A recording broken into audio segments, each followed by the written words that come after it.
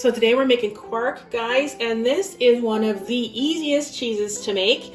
What I really love about this, though, it's literally one ingredient to get it going. So what we want to find, first of all, is some fantastic old-fashioned buttermilk, the highest fat content you can get. What we found with this particular brand, 3.25% fat, which is what we love. And again, it's just so easy. What I'm going to do is, I'm actually making a double batch here. So if you're making one batch, you'd use a smaller carton, of course, put it into one of your oven safe dishes that has a lid. This one I'm going to actually split it in half and put half of the Quark in each of the bowls. Let's see if I can get that to half-ish. Ooh, that's pretty good. I am impressed with myself. Okay, that's pretty cool. Again, this is so simple. I've already preheated our oven to 200 degrees. Now, after I've added the buttermilk to my oven-safe dishes, I'm just going to throw the lids on them, and I'm going to pop them into the oven for 2 hours. And I'm going to do that right now.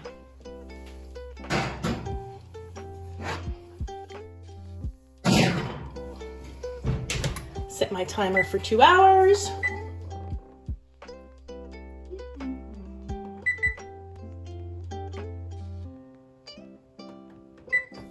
I'm going to leave it for 2 hours. I'll come back in a couple hours and I'll show you guys the next step.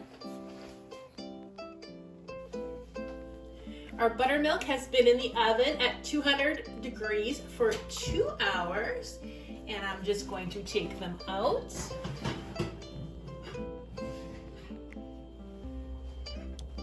Again, this is just such an easy cheese anybody can do at home.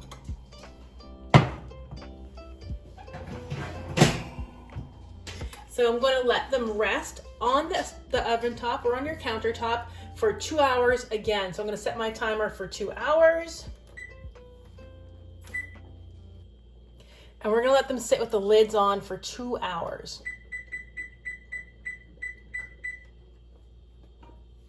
And that's it.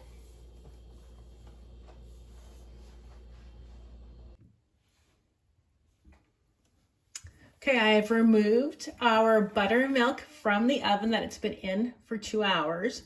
Took it out after the 2 hours, let it sit on top of our oven top or on the countertop for another 2 hours with the lids on. Now, it's been 4 hours since we started this buttermilk Quark cheese. And we're ready to go to the next stage, which is actually pouring the curd from the cheese into our cheesecloth or our muslin and getting ready to hang it. So here we go. So what I did was that just take a regular colander, I set it in the sink. You can set it over top of a bowl, whatever you want to do. And I'm going to line it with my cheesecloth. Now this cheesecloth has been dampened already. It's been wet. I just find it's better for the actual whey to run through. And it also helps so that your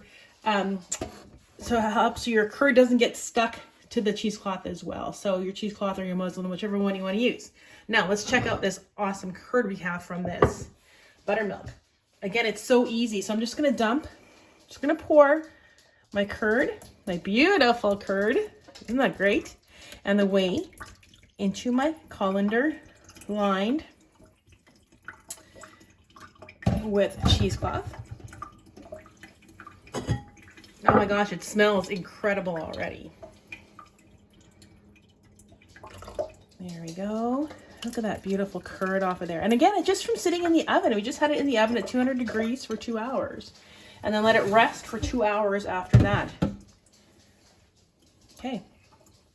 And now I'm just gonna let that drain through to get that whey. So this beautiful kind of yellowish golden color liquid, that's the whey that comes. So when you hear of the story of Little Miss Muffet on her Tuffet eating her curds and whey, this is curd. The whey is the liquid that comes off of your milk after while you're in the process of making cheese. And we're just gonna let this drain.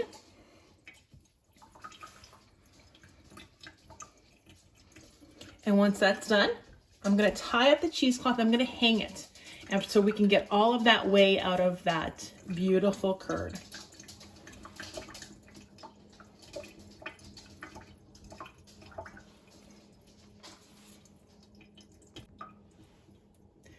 So a bunch of the whey has already drained from the curd. Now I'm going to tie the corners of the cheesecloth. And you know what? It's just really simple. We're just going to nuzzle it in here and make a beautiful little kind of pouch for it. Just going to tie up that cheesecloth.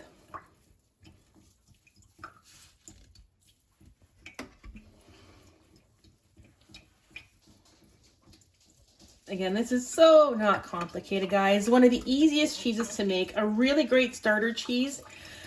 When it's done, you're going to be amazed the flavor from this cheese. It's just absolutely divine.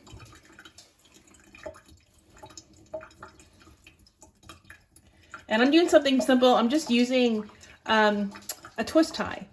You can use a hook, whatever it is. I like to drain our Quark or any of our cheeses over top of the sink. I don't keep this whey because it's going to be sour. Usually I keep the whey though from the other cheeses that we make, and I use it for making pasta. I use it for making my bun dough. I have a bun recipe if you guys check out the website. It's a super simple bun recipe that makes 15 buns. It's really easy, really great. I've used the whey for making that. Pizza crust. So many things you can do and you can use whey for. So I'm just going to make a little holder out of this, a really super cool twist tie, because we're like quite complicated here. And I'm actually just going to hang this over top of our sink. And it's gonna, you can see it running out. I'm just hanging it up on one of the knobs of the sink. And I'm going to let it hang there for 12 to 16 hours. And when that's done, you guys are going to see some fantastic cheese.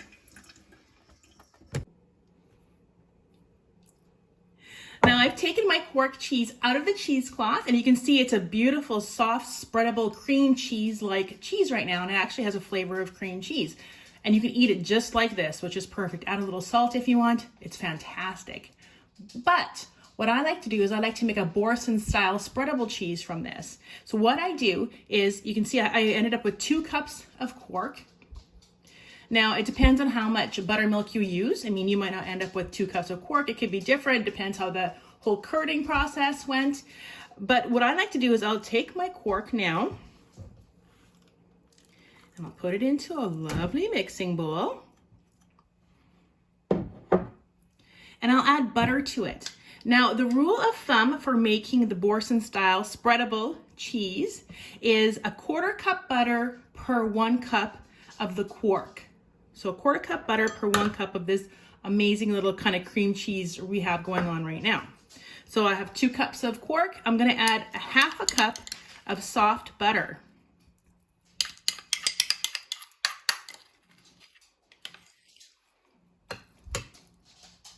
And then you can flavor it up any way you want. What we love to do is I like to use a little bit of granulated garlic. Now this goes according to your flavor, how much you want to use in your cheese. So we love to use the granulated garlic and our homegrown dried chives from the summer. So I love that chive kind of herby flavor that comes from the garlic and the chives. You can add whatever you want. Maybe you want to add cranberries if you like the little bit of a sweeter cheese. You can add dried fruits. You can even add bacon if you know, bacon crumbs if that's something that you want to add to it. It's whatever flavor profile you want to add to your cheese. And we're just going to mix it all together until it's thoroughly mixed. Again, this cheese is so easy to make. It does not, you know, take a lot of crazy ingredients. It doesn't take a lot of skill. It just takes time, but the time that it takes is minimal. The amount of time it takes you to pour some buttermilk into some oven safe bowls that have lids on them. Pop it in the oven, walk away. 2 hours later, come back. Set it on top of a stovetop or on the countertop for 2 hours. Walk away, come back. Put it into a cheesecloth, hang it anywhere from, now, typically it's 2 to 24 hours. I like to say 12 to 16 hours because sometimes it takes a while for that whey to totally drain out of that wonderful curd. And we don't want it to look really wet when we're working with it. So, and there you go. A wonderful, wonderful spreadable boursin style cream cheese that your family will love. that costs a fraction of the cost of buying those wonderful spreadable cheeses you might find in a supermarket. And you've made it at home, you've made it yourself. Impress your friends, impress your family, guys. That's our wonderful Quark cheese.